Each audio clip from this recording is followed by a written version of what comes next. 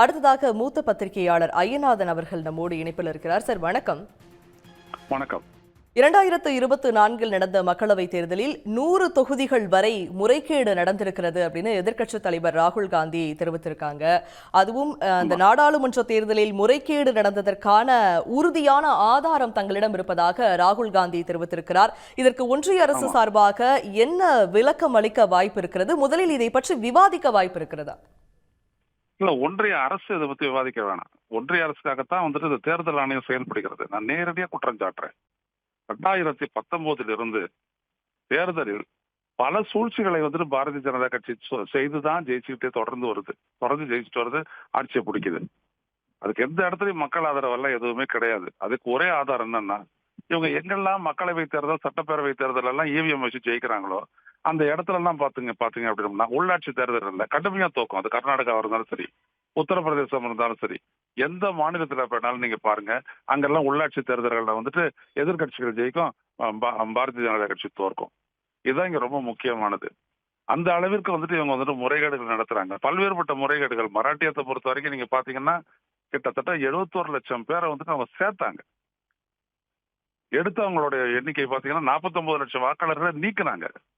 ராகுல் காந்தி கேட்டாரு, யாரு நீங்க சேர்த்தீங்க, அந்த டீட்டெயில கொடுங்க, நான் உங்களோட பேசுறேன் அப்படின்னாரு. தேர்தல் ஆணையம் அதுக்கு ஒத்துக்க மாட்டேன்னுச்சு. அதான் இங்க ரொம்ப முக்கியம். ஆதாரத்தை கொடுக்கறதுக்கே தேர்தல் ஆணையம் தயங்குது.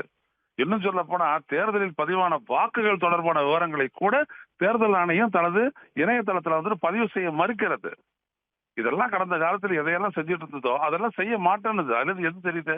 ஒரு வெளிப்படைத்தன்மையற்ற ஒரு தேர்தலை இந்திய தலைமை தேர்தல் ஆணையம் நடத்திக்கிட்டு இருக்குது.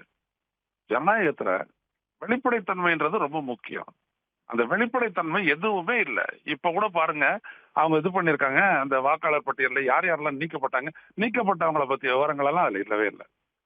இப்போ பீகார்ல பண்ணிருக்காங்கல்ல எஸ்ஐஆர் அப்படின்னு, ஸ்பெஷல் இன்டென்சிவ் ரிவிஷன் அப்படின்ட்டு, அதுல யாரெல்லாம் பேர் நீக்கப்பட்டவங்களுடைய விவரம் இல்லை. ஏன்னா அந்த நீக்கப்பட்டவங்கள இந்த மாதிரி 22 லட்சம் பேர் செத்தாங்க அப்படின்றதுல ஒரு 15 பேர் உயிரோடு இருக்கிறதா நீங்க அதுக்கு விவரத்தை கொண்டு வாங்க, நான் எஸ்ஐஆரே ரத்து பண்றேன் அப்படின்னு உச்சநீதிமன்றம் சொல்லிச்சு. அவ்வளவுதான். உடனே அந்த விவரத்தை அவங்க தரமாட்டேன் அப்படின்றாங்க. சோ இது எல்லாத்தையும் நீங்க ஒண்ணுத்தையும் நீங்க பாத்தீங்க அப்படின்னா, வெளிநாட்டவர்களா நிறைய பேர் வாக்காளர் பட்டியல இருக்கிறாங்க, அவங்களை எல்லாம் நீக்கிறதுக்காக தான் நாங்க இதை பண்றோம், எஸ்ஐஆர் பண்றோம் அப்படின்னாங்க. இப்போ இவ்வளவு தூரம் பண்ணிருக்காங்க. 7,23,000 பேர் தான் தகுதியானவர்கள் அப்படின்ட்டு 65 லட்சம் பேரை நீக்கிருக்காங்க. அதுல எத்தனை பேர் ஃபாரினர்ஸ் சொன்னாங்களா? இவங்க ஏன் தேர்தல் ஆணையம் சொல்ல மாட்டேங்குது? அப்போ இவங்க யாரை 65 லட்சம் பேர் எடுத்திருக்கிறாங்க? ஏழை எளிய மக்கள். இவங்க எல்லாம் பாஜக ஓட்டு போடுறவங்களே இல்ல, அவனதான் குறி வச்சு நீக்கி இருக்கிறாங்க. இன்னும் இப்ப சேர்க்கை வேற இருக்குது. அந்த சேர்க்கையில இவங்க என்னென்ன பண்ண போறாங்க அப்படின்றதெல்லாம் நம்மளுக்கு தெரியாது.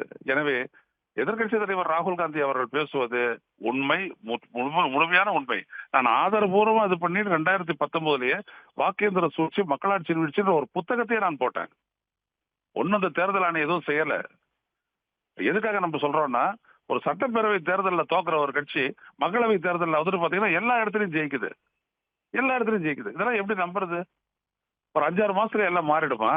மராட்டியத்துல 47 தொகுதியில 40 தொகுதிகளில் தோத்த 30 தொகுதிகளில் தோத்த பாரதிய ஜனதா கட்சி சட்டப்பேரவை தேர்தலில் அதுவே ஒரு தனிப்பெரும் பெரும்பான்மை அடைகிற அளவுக்கு அது ஜெயிக்குதுன்னா எப்படி ஜெயிக்க முடியாது? அப்பயும் அதே மக்கள் மக்களவை தேர்தலில் அந்த கட்சியை நிராகரிச்சாங்க, பாரதிய ஜனதா நிராகரிச்சாங்க. பதில் சொல்லுமா தேர்தல் ஆணையம்? காங்கிரஸ்காரன் இதுல பதில் சொல்ல வேணாம். நீங்க ஏன் பதில் சொல்றீங்க? இதை கூட சொல்றாங்க காங்கிரஸ்காரன், இது சிறுபிள்ளைத்தனமானதுன்னு. உன்னை யாரு கேள்வி கேட்டது? எங்க அப்பா குதிரைக்குள்ள இல்லை அப்படி நீங்க சொல்றீங்களா? அதான் கேள்வி. அப்போ இந்த தேர்தல் ஆணையம் பாரதிய ஜனதா கட்சிக்காக செயல்படுகிறது என்பதையும், பல மோசடிகளை செய்கிறது என்பதும், அது பல இடங்களில் விவரங்களை வெளியிடாத மறைப்பதே ஒரே அடிப்படை. அதுல இருந்து நம்ம சொல்லிடலாம் இது மோசடியா நடக்குது அப்படின்றது. உடனுக்குடன் செய்திகளை தெரிந்து கொள்ள சன் நியூஸ் பெல் ஐகானை கிளிக் பண்ணுங்க.